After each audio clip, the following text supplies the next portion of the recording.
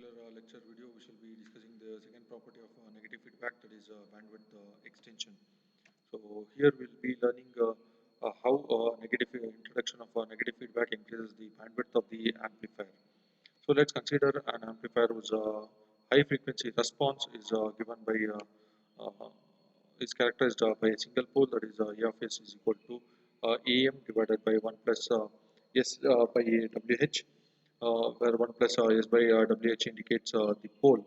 So pole and zeros of any system indicates its stability, right? And EM is the midband gain of the amplifier, and WH indicates the upper 3 dB frequency. So if you see the frequency response, if you see the frequency response like this, so in this frequency response, this indicates the midband gain, and when we take a 3 dB, so this indicates the upper 3 dB cutoff frequency WH.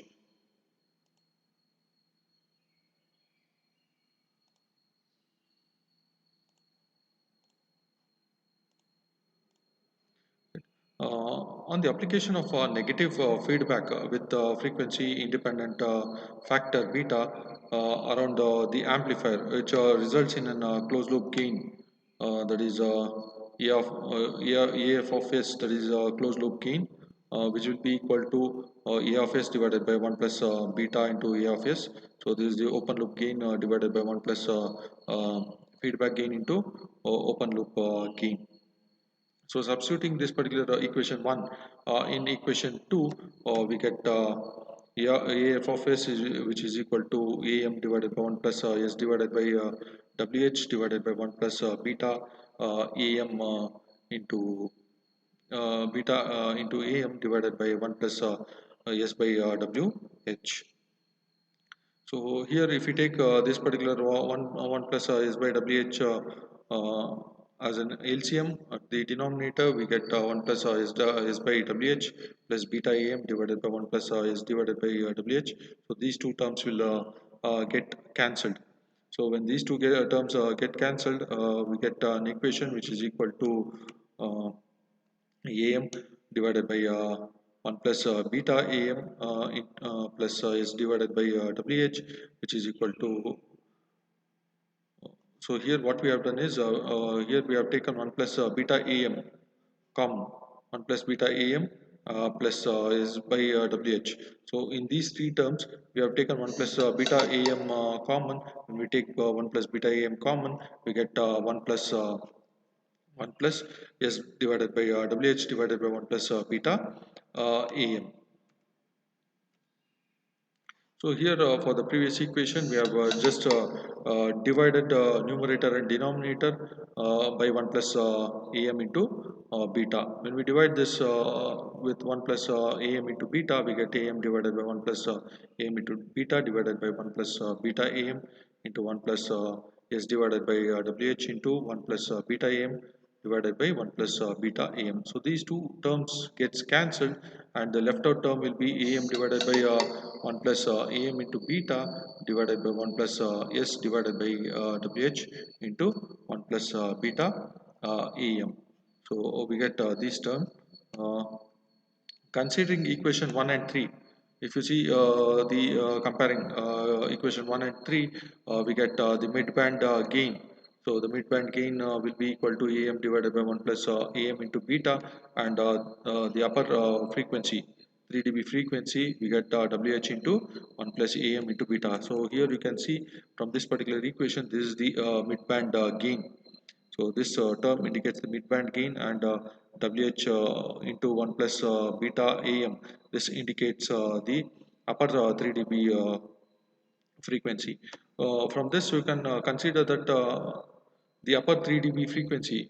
From this equation, you can see that the upper 3 dB frequency has been increased by a factor which is equal to 1 plus AM into beta, or we call this as amount of feedback. So your bandwidth has been increased by the amount of feedback, that is 1 plus AM into beta. Similarly, if you derive for lower cutoff frequency, then the lower cutoff frequency will be equal to WLF, which is equal to, this is the overall lower cutoff frequency WL, which is equal to WL divided by 1 plus AM into beta. So here you can see that the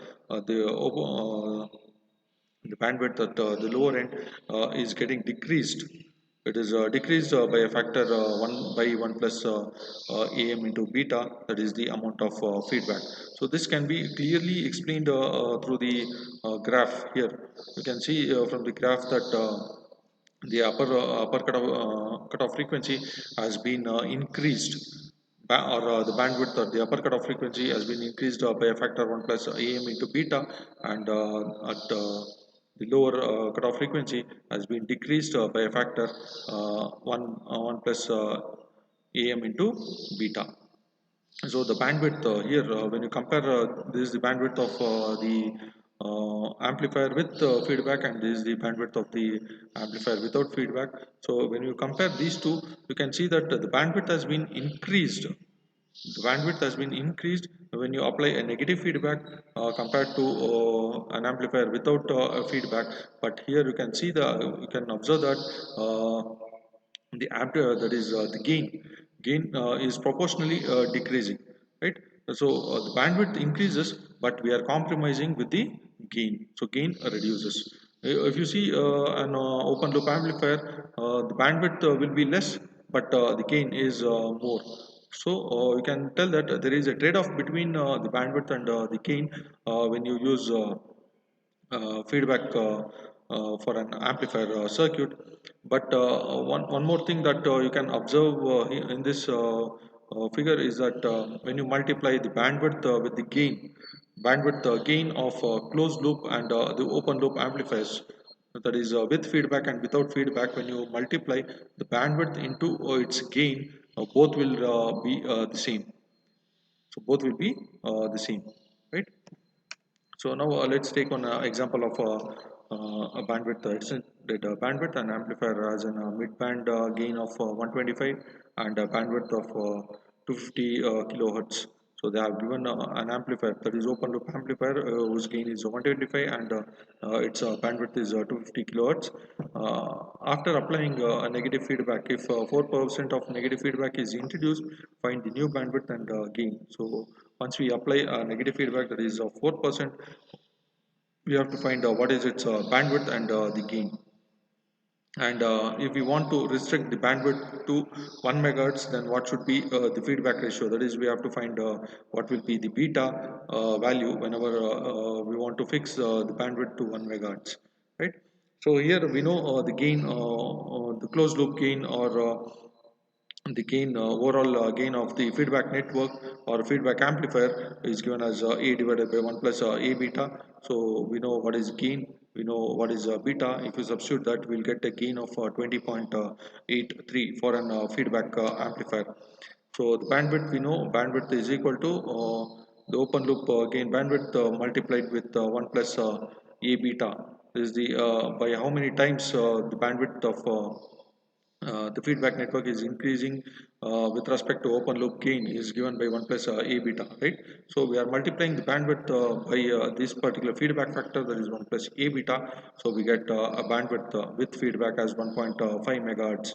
So without the feedback, the bandwidth was just 250 kilo, but with feedback we can increase the bandwidth to 1.5 megahertz. So if you want to, and the second requirement was the bandwidth should be 1 megahertz. To get a bandwidth of 1 megahertz, what should be the feedback, right? The amount of feedback that we have to apply. So we know that the gain, open loop gain is constant, that is 125, and bandwidth of an open loop amplifier is 250 kilohertz. The required frequent bandwidth is 1 megahertz, right? So we'll substitute all those things, and then we'll calculate the value of beta. So beta will be equal to 0.024. Okay.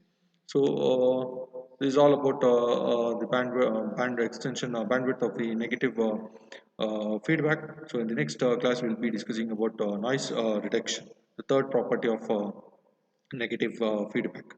Thank you.